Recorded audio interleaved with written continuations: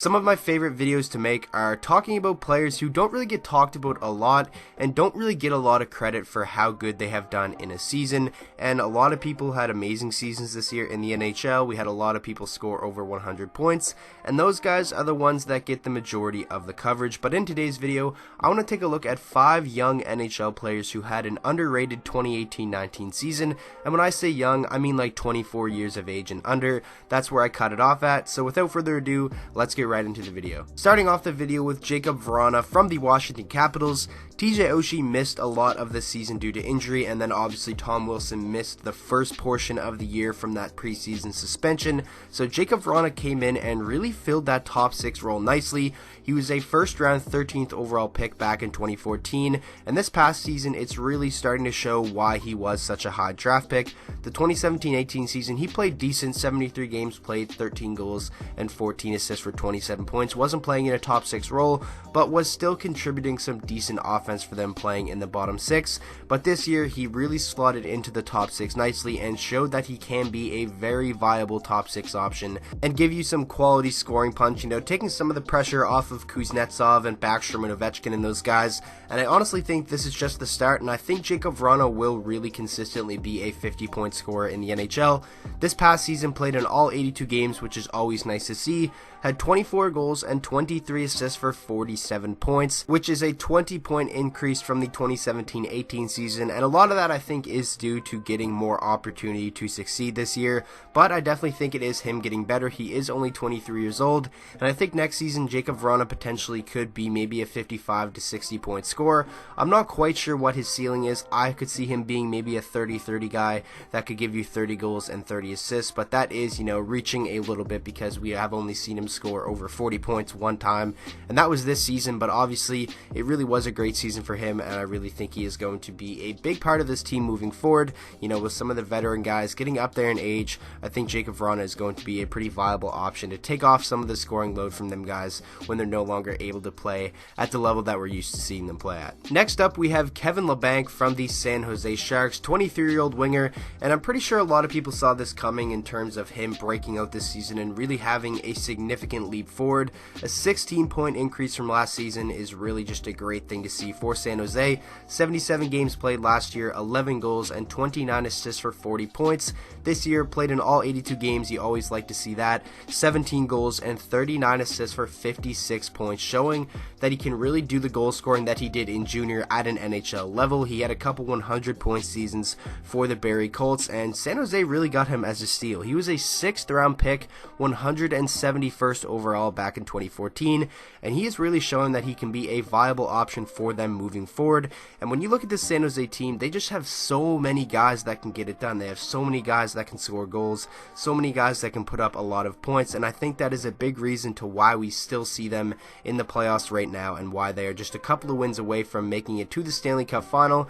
And so far throughout these playoffs, Kevin Labanc has played a pretty significant role in their playoff run. I'm sure a lot of people remember his pretty much most iconic moment these playoffs have been, leading that comeback against Vegas in Game 7 of the first round. While yes, it was very controversial, Kevin Labanc played fantastic on that 5-minute power play to really will them back into the game. I believe he had 4 points and was in on all 4 of the goals that were scored on that power play.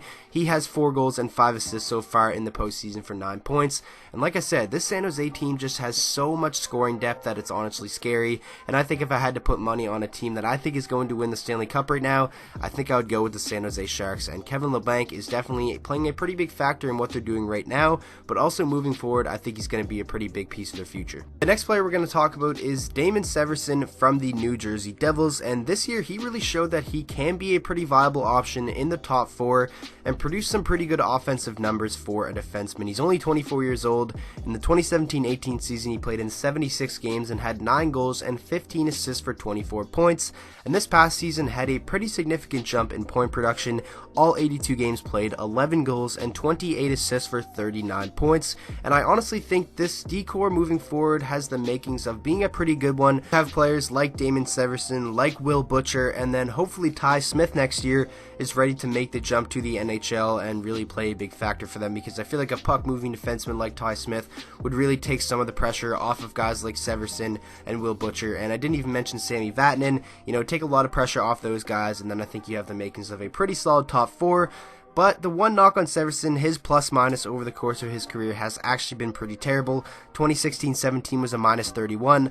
Last year was just a -8, but that New Jersey team was pretty good. And then this year he was a -27, but he is still young, he is still learning. And, maybe pair him with a defenseman that is really good in their own end, so you don't have to put so much pressure on Severson to really be a great shutdown defenseman. But in terms of a guy who could maybe quarterback a second unit power play and give you some good point production in terms of the 5-on-5 play as well, I think he is really going to be a significant piece of this team moving forward. And like I already touched on, I think they do have the makings of having a pretty solid young D-core moving forward, and then that goes along with Taylor Hall, Nico Hischier, an up-and-coming top draft pick like a Jack Hughes. I think this team is going to be pretty good in the coming years, and Damon Severson, I really like his game, and I think he had a really underrated season. Next up, we have Tyler Bertuzzi from the Detroit Red Wings, and love him or hate him for some of the stuff that he does on the ice, he definitely, in my opinion, had an underrated season. He's a 24-year-old winger. In the 2017-18 season, he played in 48 games and had 7 goals and 17 assists for 24 points,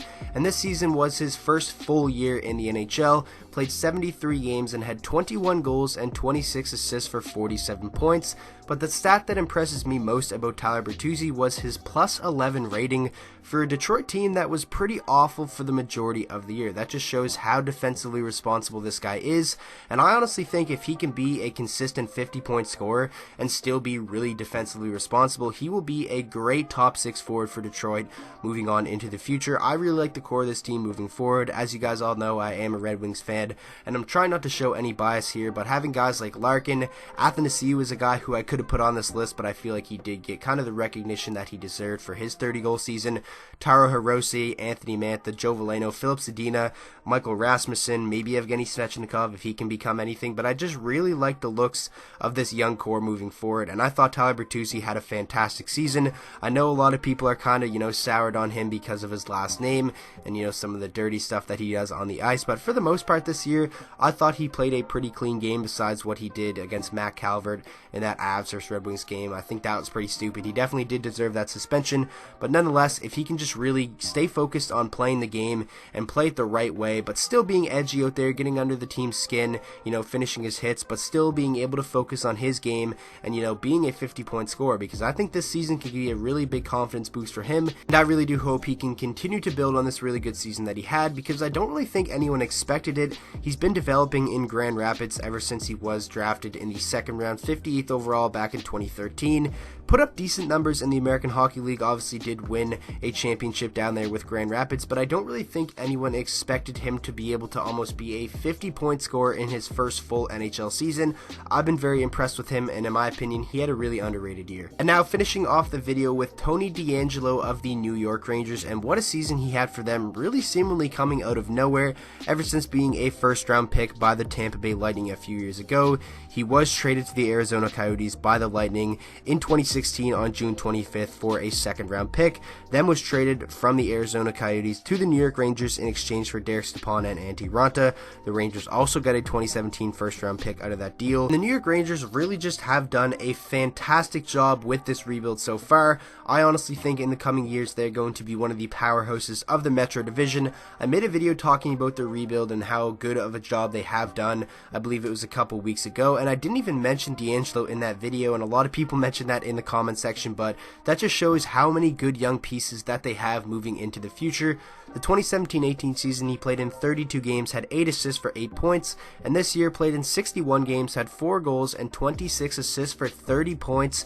If he would have played in all 82 games, he could have been up there flirting with maybe a 40-point season, and for a young 23-year-old defenseman like DeAngelo, that is a very impressive jump, especially considering how he only played in 32 games the year prior and had just 8 points, and he was also a +6 for this Rangers team in the 61 games that he played. And remember, this was a basement team. They were in the lottery. They're going to have a pretty decent draft pick this summer, And like I said, I just think they've done a fantastic job, and being a +6 on a team that's towards the bottom of the NHL, especially for a younger defenseman, is very impressive. They have a pretty decent top 4 in the making for the future with guys like DeAngelo, and then they have Keandre Miller and Brady Shea as well. I just can't stress enough how good of a job this Rangers front office has done with the rebuild so far, and if you are a fan of the New York Rangers, it's definitely some pretty exciting times for you, because you are most likely getting Kaapo Kakko or Jack Hughes this summer, which could be franchise-altering players, and next year I honestly think this could be a very, very fun team to watch, and I think Tony DeAngelo really had an underrated year.